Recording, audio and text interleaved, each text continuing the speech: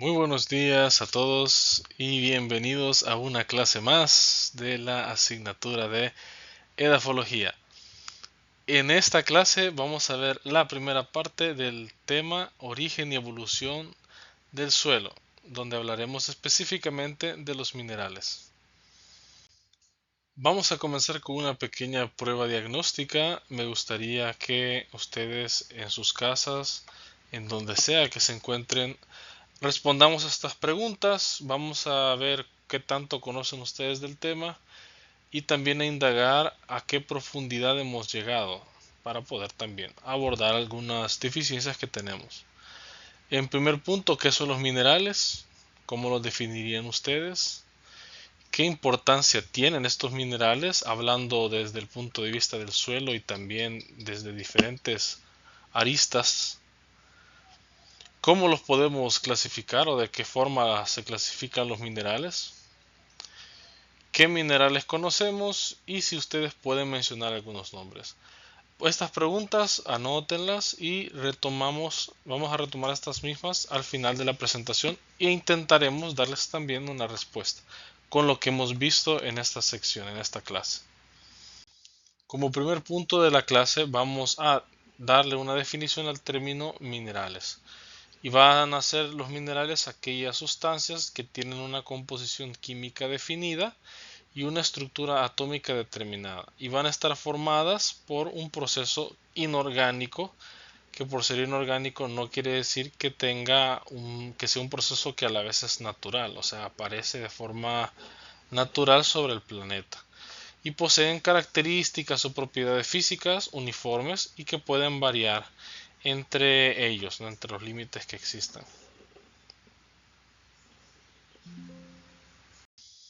Algunas de estas características o propiedades que mencionamos las tenemos en pantalla. Vamos a ver cada una de estas en el resto de láminas, comenzando con la dureza. La dureza la vamos a definir como una propiedad que mide con qué facilidad este mineral puede rayarse sobre la superficie de otro compuesto. En este modo tenemos el diamante como el mineral más duro conocido y puede rayar en este caso el vidrio y el cuarzo también que puede rayar el vidrio. Vemos por ejemplo acá en la figura una escala que es la denominada escala de dureza de Mohs, y esta escala nos permite darle un grado de dureza a los minerales, siendo el más frágil, por así decirlo, el de menos dureza, el talco, lo tenemos en primero. Le sigue el yeso, la calcita, la florita, el apatito, el feldespato, el cuarzo con una dureza de 7 y el diamante tiene una dureza de 10. Y aquí vemos esta bonita escala. Algunas de estas escalas nosotros las podemos diferenciar, como mencionan acá, de la forma en que estos minerales pueden rayar distintos objetos.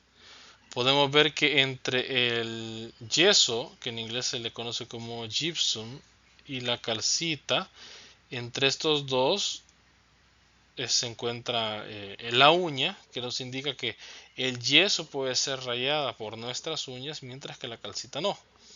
La calcita y la florita nosotros las podemos separar por medio de la dureza de una moneda de cobre. La calcita la puede rayar una moneda de cobre, pero la florita no. Así es la diferencia entre el apatito contra el feldespato, que puede ser rayado por un cuchillo de metal, o el vidrio, y el cuarzo, que solo lo puede rayar el acero. Aquí están algunos ejemplos de estos. Esa es como la manera en campo como los podemos medir. El clivaje es otra propiedad que tienen los minerales, que es una forma o una característica vectorial que indica la dirección de exploración de cada una de estos cristales, y es una tendencia que tiene el mineral a romperse a lo largo de una o más superficies planas. Y es el resultado de la estructura cristalina propia. En inglés el clivaje se llama cleavage, y podemos ver como minerales como la moscovita, que son minerales laminados, que se disponen en forma de capas y se separan en un solo plano.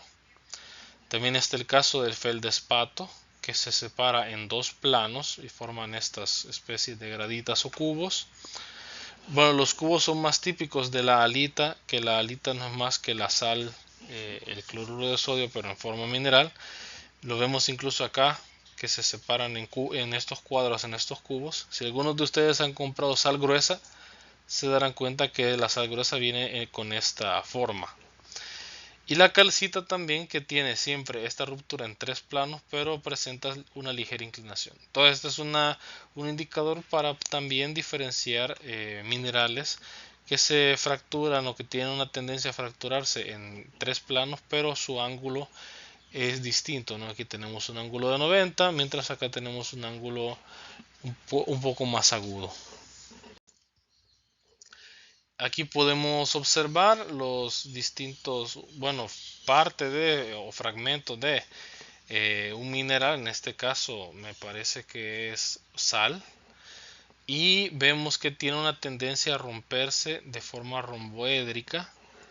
Igual acá podemos ver en esta imagen que los cristales grandes tienden a romperse de esa manera. Otra propiedad es el peso específico o la densidad. La densidad o el peso específico, ustedes saben que es una medida, es una relación que existe entre el peso de un material por una unidad de volumen.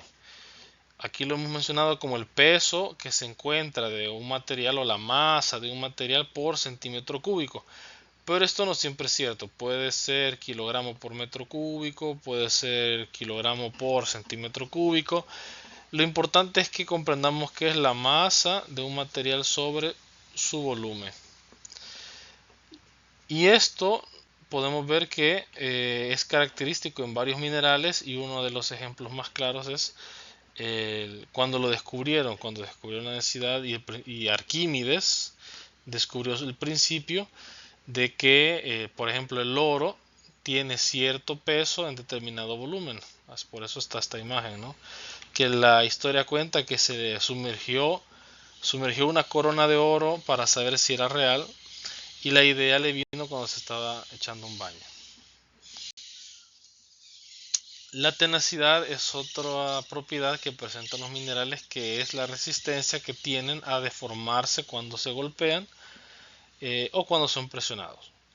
Podemos decir que unos minerales son frágiles cuando estos se rompen ante cierta presión o cierto golpe, mientras otros son dúctiles o maleables cuando se les presiona o se les golpea. Puede ser el caso, por ejemplo, de los metales, que tienen la capacidad de moldearse o ser dúctiles con la presión. De ahí viene la orfebrería, de ahí viene que podemos doblar cables de cobre, de hierro o los alambres. Pero tenemos otros minerales como el cuarzo, como la salgema, que con un golpe los fracturamos. Entonces, esta es la tenacidad. Y un dato curioso, si ustedes no sabían, el indium o el indio, ese es el nombre del mineral, es uno de los metales que tienen una son bastante dúctiles, por llamarlo de una manera, y es un material que realmente no le hace daño al cuerpo, al ser humano. Entonces, por alguna razón, personas en internet se dedicaron a masticar esto como que fuera chicle, y se sabe entonces que el indium es uno de los metales bastante maleables, y que incluso con la presión de la mandíbula tiende a ceder. Otra propiedad que se ve es la parte de la raya o la fractura. La raya es el color que presenta un mineral cuando este es pulverizado. En este caso, no es que, bueno, sí se puede moler el mineral, pero normalmente se ocupa una placa porosa como la que se presenta en esta imagen. Este es un video que por motivos de PowerPoint no lo puedo reproducir, pero le dejo por acá el enlace, ¿verdad? Este material, esta placa porosa, permite a las personas rayar el material, rayar el mineral, y ver el color que presenta esta estela, esta marca que se encuentra en el material cuando se está pulverizando. Es aquí cuando ya nosotros podemos comparar el color del mineral tal y cual, que es en esta escala lo podemos ver, con el color que presenta la raya.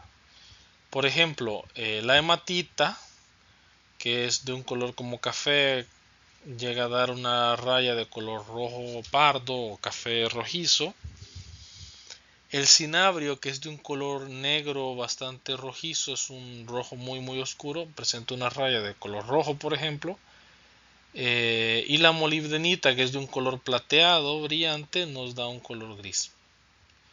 Este es un factor de identificación, el color de la raya. Y otro es la fractura. La fractura, pues, cuando un mineral no presenta un clivaje, que es esa organización de los cristales y que también tiende el mineral a fracturarse en esa orientación, la fractura pues sería cómo se dispone ese material cuando se llega a romper. Quizás el ejemplo más práctico de la fractura sería la obsidiana, que no es en sí un mineral, pero sí es un material que tiende a fracturarse de cierta manera, una fractura concoide, convexa, o mejor dicho cóncava, y que con esto pues se generan esos bordes afilados, por lo que la obsidiana es tan conocida. Entonces esa es la diferencia que tenemos en ambas. Otras características de los minerales, principalmente cuando hablamos de material volcánico, la podemos dar por la temperatura en la que estos minerales se cristalizan y también su composición. En esta imagen es una imagen bastante resumida y muy buena porque menciona las temperaturas en que los distintos minerales se pueden cristalizar y también su composición si estamos hablando del contenido de óxido de sílice, que es el que está aquí abajo. Aquí, digamos, estos son distintas composiciones de magmas. Digamos, de forma resumida, dependiendo del material o del tipo de magma que se posea, así será la roca cuando éste se enfría. Y también su composición no va a cambiar un poco. Por ejemplo, este magma de composición basáltico va a presentar una cantidad de materiales como las plagioclasas, en este caso son plagioclasas alcalinas en su composición, pero va a tener una mayor predominancia de componentes oscuros como el olivino, el piroxeno, y van a dar un color a la roca un poco más oscuro. Vemos también que su composición comparado con las otras es menor, hablando del óxido de sílice, y dependiendo de cómo este magma se haya enfriado, va a ser una roca volcánica extrusiva, como el caso del basalto, o una roca plutónica, como el caso del gabro. Ambas, el basalto y el gabro, son de una composición de magma de gabro o magma basáltico, pero la diferencia de estas dos rocas será la forma en la que el magma se enfrió. Y estos materiales, estos minerales, vemos que son o se pueden cristalizar a una temperatura muy alta. De 1300 grados estos materiales están cristalizados.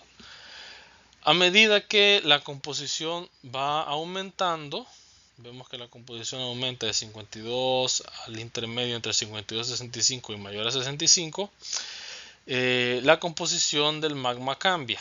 Tenemos un magma intermedio que es este de acá, el diorítico, donde la roca volcánica que generaría sería una andesita y la plutónica una diorita. Tendrá una mayor concentración de anfíboles, será de un color grisáceo, eso lo veremos más a detalle cuando veamos la parte de rocas, y tendrá plagioclasas intermedias. Esta de acá se le conoce como la serie continua. Lo veremos cuando veamos el tema del enfriamiento de los minerales en el magma, pero esta es la serie continua cuando hablamos de la serie de cristalización de los minerales. A medida que la concentración de sílice aumenta, pasamos de un magma de composición basáltica, también llamado un magma básico o máfico a un magma intermedio, y en este opuesto tenemos un magma de composición félsica o ácida. Acá parte de esto se encuentra en la intermedia, digámoslo así, pero también está la parte intermedia y la intermedia más ácida.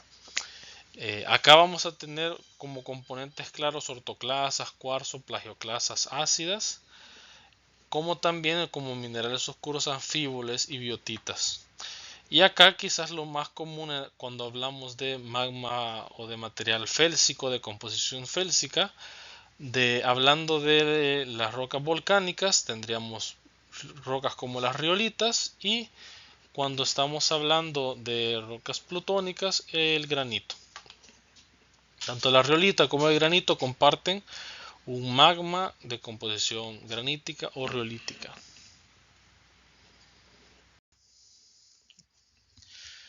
Vamos a hablar un poco sobre los minerales que posee el suelo, comenzando por los minerales primarios. Los minerales primarios son aquellos que no han sufrido cambios químicos desde que se formaron, o sea, desde que estaban dentro de la roca. Se acumulan principalmente en estas dos fracciones, en la fracción de arena y la fracción de limo.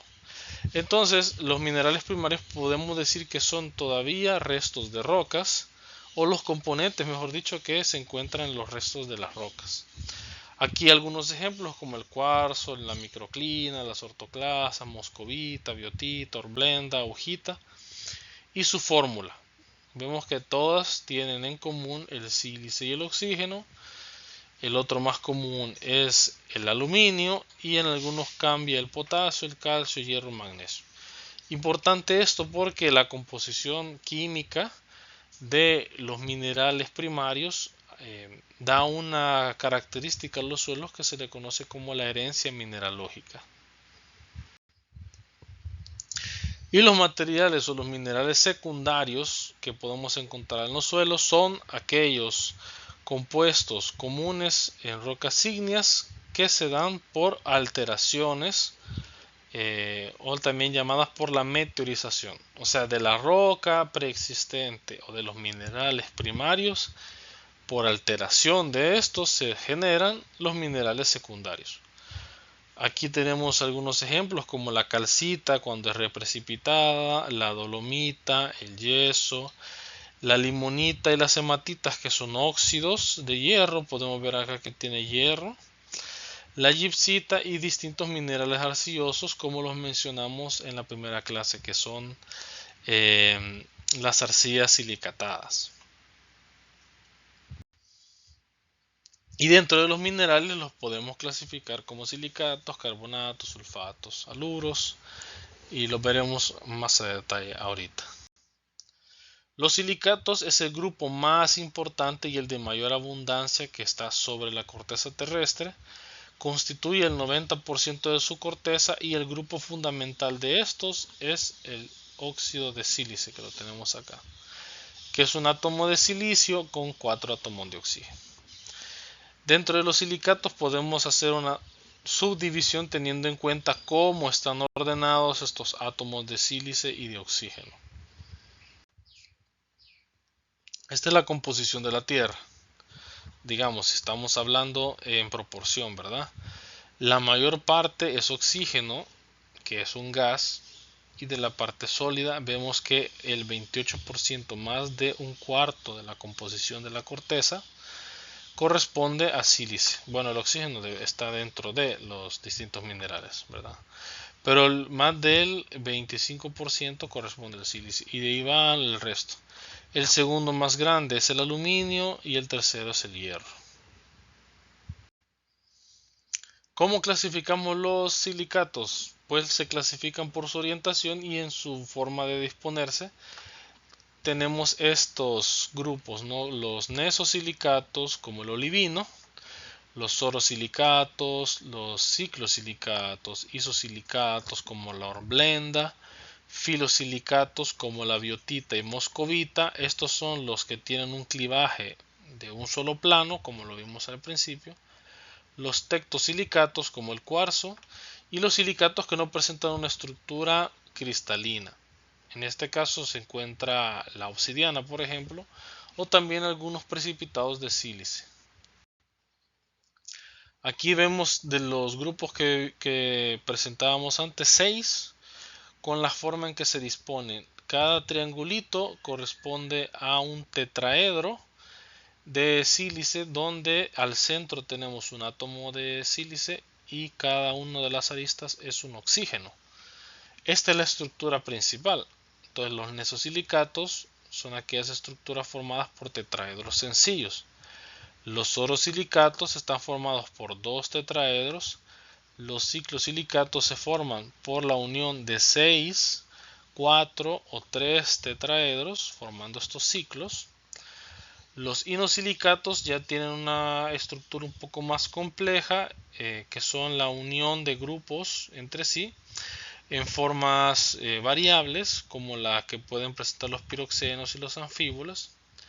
Los filosilicatos, que ya es una especie de malla, una capa que se está formando a partir de estos de acá, y los tectosilicatos, que ya es la estructura más compleja y forma ya una red tridimensional de los materiales. Esto que presentamos acá es lo que quería llegar también con lo que mencionábamos al inicio de la composición del magma y de la cristalización. Este esquemita de acá se le conoce como la serie de Bowen.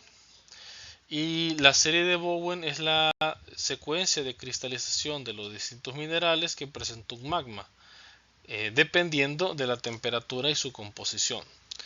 Vemos que la serie de Bowen viene por este lado y por este lado. Se dice que la serie de Bowen está dividida en dos: la serie discontinua, porque cada uno de los minerales cambia su nombre, ¿no? Como el olivino, el piroxeno, anfíbola y biotita, y la serie continua, que tenemos plagioclasas y viene su composición, ¿no? Si son cálcicas, sódicas, sódico-cálcicas o completamente sódicas. Vemos que los que están hasta arriba presentan una cristalización a altas temperaturas, como el caso del olivino, las plagioclasas cálcicas, y casi siempre están presentes en rocas de composición máfica o lava de composición basáltica. Y a medida que la temperatura va disminuyendo, la cristalización sería de otro mineral, como puede ser acá, a este nivel donde los anfíboles y la biotita de la serie discontinua, que tenemos también la cristalización de plagioclasas sólidas. Si recordamos un poco, la biotita era ya un mineral que correspondía más a una composición félsica. Y vemos acá también el nombre de los minerales que poseen, ¿no? Si la labradorita, plagioclasas, ¿no? Y el último que está de la serie de cristalización es el cuarzo. Este es uno de los minerales con la temperatura de cristalización más baja y es el que se encuentra con mayor abundancia en rocas de composición félsica. Esta, no se les olvide, es la serie de Bowen. Vamos a hablar un poquito. La serie de Bowen son dos secuencias de orden de cristalización, que es lo que habíamos visto, de los silicatos para ir enfriándose en el magma a medida o en el interior de la roca, de la tierra, perdón.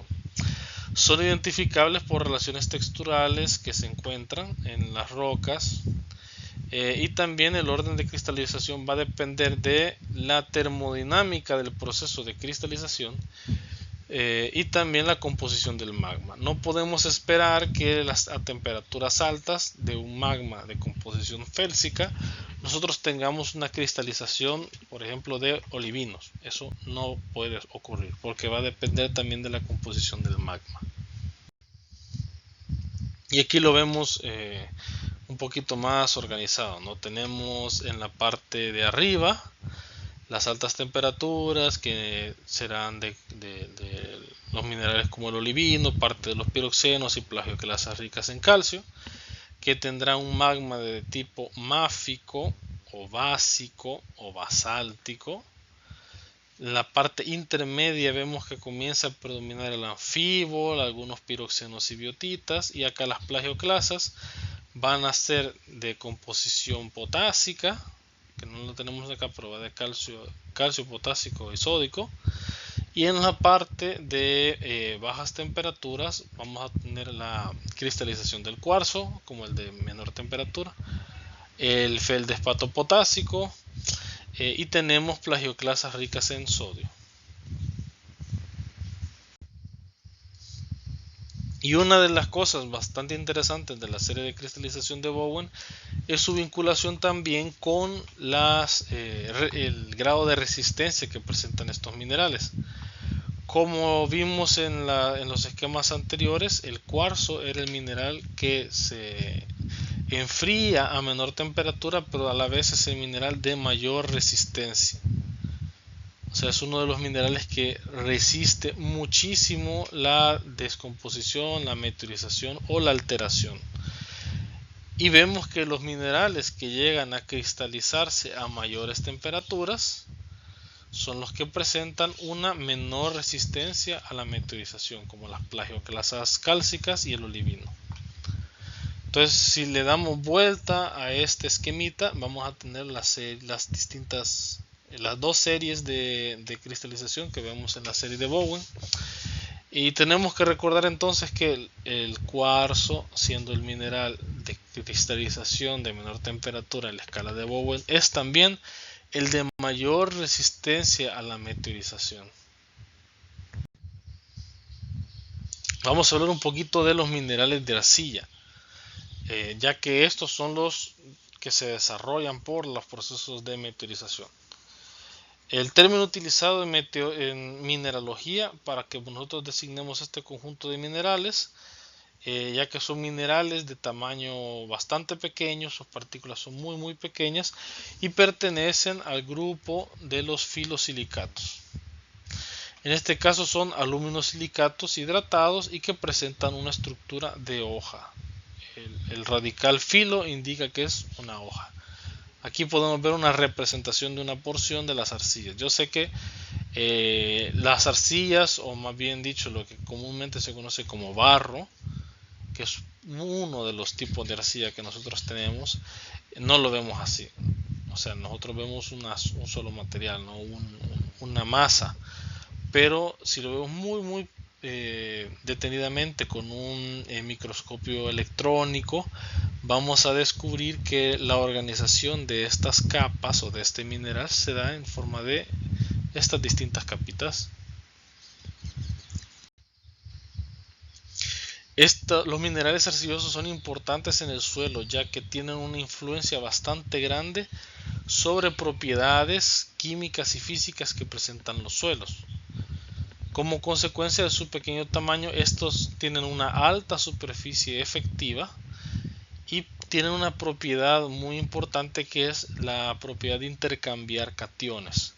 Muchas de los elementos que las plantas necesitan son cationes, y los minerales ayudan a retenerlos o a intercambiarlos con las plantas. Entonces es importante el tema de las arcillas por esto, ¿verdad? También muchas veces las arcillas retienen estos materiales y se ven en el registro geológico. En dado caso alguien quisiera estudiar la influencia de algunos minerales importantes para distintas épocas o procesos climáticos que ocurrieron, ¿verdad? En los periodos de tiempo. La función principal es retener muchos iones, en este caso cationes, no es cualquier tipo de ion, nutritivos en el suelo. Esto es una porcioncita de una lámina de arcilla. ¿Se acuerdan cómo estaba en la imagen anterior, que eran distintas capitas? Es como que haya aislado una de estas capitas y la haya partido. ¿Cómo es que las arcillas retienen estos cationes? Pues las arcillas tienen a su alrededor una carga negativa, como es esta que vemos acá. Y cada una de estas líneas que vemos acá, digamos, es una carga negativa que está alrededor de esta plaquita. Y esta carga negativa, recuerden como la ley de los signos, ¿no? Los iones positivos van a ser atraídos por los radicales negativos, y permite esta situación química que alrededor de esta lámina se vayan colocando sobre estos cationes, como puede ser el calcio, el hidrógeno, el magnesio, el potasio, el aluminio que no se encuentra por acá, se encuentran alrededor de las partículas de arcilla. Y esto da paso a un término que se le conoce como coloides. Los coloides son los compuestos más pequeños que tiene el suelo. Son materiales muy finos, como el caso de las arcillas. Las arcillas son materiales muy pequeños. Y también de la parte orgánica, porque esto es la parte mineral. Las arcillas vienen de la parte mineral. La parte orgánica también tiene su apartado dentro de los coloides, que es el humus, como la parte orgánica última después del proceso de descomposición. Y estos dos, ambos, las arcillas y el humus, nos dan las propiedades de retención de cationes en el suelo, aparte de la retención de humedad, que también es importante. Entre los principios estructurales que poseen estos materiales, primero mencionar que estos principios fueron definidos por este autor en 1930, Pauling, por trabajos hechos con esta tecnología, ¿no? Con la de rayos X. Y estos trabajos lograron distinguir unidades principales de la formación de minerales arcillosos. Por ejemplo, la disposición bidimensional de secciones de tetraedros de sílice oxígeno, que le llamamos la capa tetraédrica, y luego la disposición de bidimensional también de octaedros de aluminio y de magnesio con oxígenos hidroxilos, y esta capa se le conoce como la capa octaédrica. Entonces, estas dos capas, según como estén proporcionales o ordenadas en las arcillas, así nosotros podemos clasificar también estos minerales. Aquí vemos el ejemplo, ¿no?, de una capa o de un fragmento de la capa tetraédrica. Como les mencionaba, estos tetraedros tienen en el centro el sílice y en las orillas tenemos los oxígenos, y vemos que forman estos tetraedros, estos triángulos. Mientras que la capa octaédrica, el núcleo ya no es un sílice, sino que es magnesio o aluminio, y forman como que fueran dos pirámides unidas, un octaedro, que es lo que tenemos acá. Y también presentan los oxígenos en las aristas. Entonces, esta disposición de estas dos capas es la que permite o ha permitido clasificar las arcillas. Vamos a ver el primer tipo de arcillas que no respeta esta situación, ya que este tipo de arcillas es una de las arcillas que nosotros vemos, por ejemplo, en los suelos que tenemos acá. No quiere decir que solo tengan ese tipo de arcillas, sino que las tienen en mayor proporción. Se les conoce como arcillas de óxidos o sesquióxidos. Y estas arcillas se componen principalmente de óxidos de hierro y de aluminio. Son muy comunes en suelos tropicales y en suelos viejos, porque son el subproducto de una meteorización que permitió el lavado de bases del material parental. Estas arcillas no tienden a hincharse mucho, sí son un poco pegajosas, pero no tanto, y tienen una limitada fuerza de retención de nutrientes. Aquí las tenemos. Son más comunes en suelos oxisoles, ultisoles, pero en El Salvador presentamos algunos de los suelos que tenemos, pues tienen esta coloración rojiza debido a esto. Como las arcillas, me habíamos mencionado antes, nosotros las podemos clasificar por su estructura microcristalina. La vamos a distinguir por la proporción de los tetraedros y octaedros. Por lo tal, podemos tener caolines, que es una estructura 1-1, o sea, la proporción tetraedro-octaedro sería de 1-1. Veremos unos esquemas de todos estos adelante. Las esmectitas, que es el grupo donde se encuentran unas arcillas, que son las montmorillonitas, las micas, las cloritas y las arcillas alófanas o amorfas. Los caolines, que si recordamos en la diapositiva anterior, los denominamos arcillas 1-1, están compuestas por capas alternadas de las tetraédricas, que son las de sílice, y las octaédricas, que son las de aluminio. La unidad cristalina sería la unidad tetraedro-octaedro, ligadas por una red de oxígeno hidroxilo, y esta red cristalina es imposible de que la molécula del agua llegue a penetrar. Por lo tanto, su capacidad de absorción de humedad es limitada. Y en este grupo de los caolines tenemos la caolinita, no es la bacaolinita, es caolinita, aloicita, la anaucita y la dichita. Digamos, la más común de estas es la caolinita. Y aquí vemos la disposición de ambas. Esta sería la capa, que sería octaédrica o tetraédrica. Esta de acá sería la capa octaédrica y esta sería la tetraédrica. Y vemos que está dispuesta octaédrica, tetraédrica, octaédrica, tetraédrica. Y aquí vemos el espacio, ¿no?, de separación. En este otro caso tenemos la aloicita, que también tiene octaédrica, tetraédrica, octaédrica, tetraédrica, pero en este caso el espacio dentro se da por esos enlaces de oxígeno que habíamos mencionado.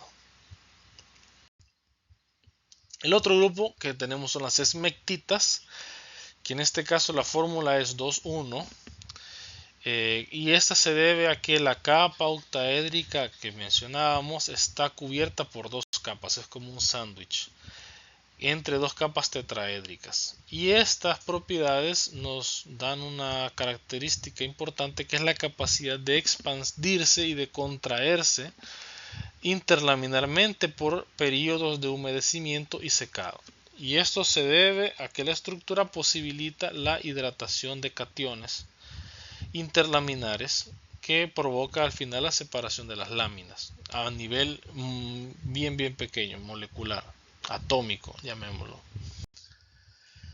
Las construcciones o cualquier infraestructura que vayamos a poner en un suelo que tenga este tipo de arcillas va a ser muy difícil y posiblemente se vea afectados por estos movimientos de contracción y expansión.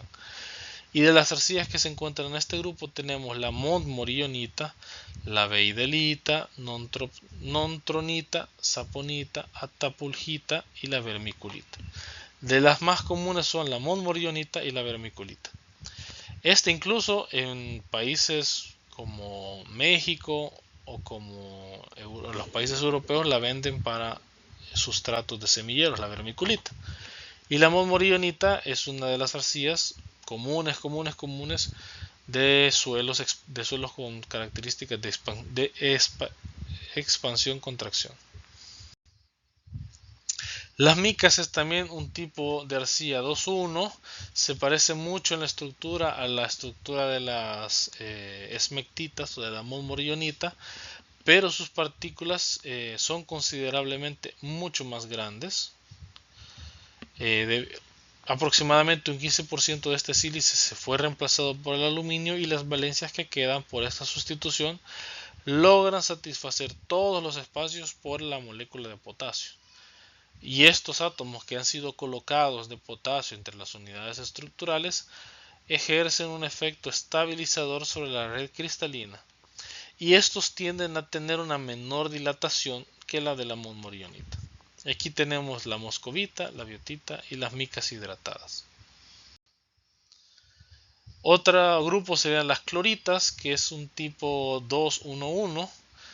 Aquí tenemos dos grupos tetraédricos, un grupo octaédrico y otro grupo de hidróxidos de magnesio que se colocan entre el espacio molecular. Y se pueden considerar a las cloritas como minerales que ponen dos capas alternadas de mica y de bruchita, en la que hay sustitución parcial del magnesio por el aluminio. Y en los grupos tetraédricos parte del sílice también ha sido reemplazado por el aluminio. Y aquí tenemos las cloritas, las peninitas y las procloritas.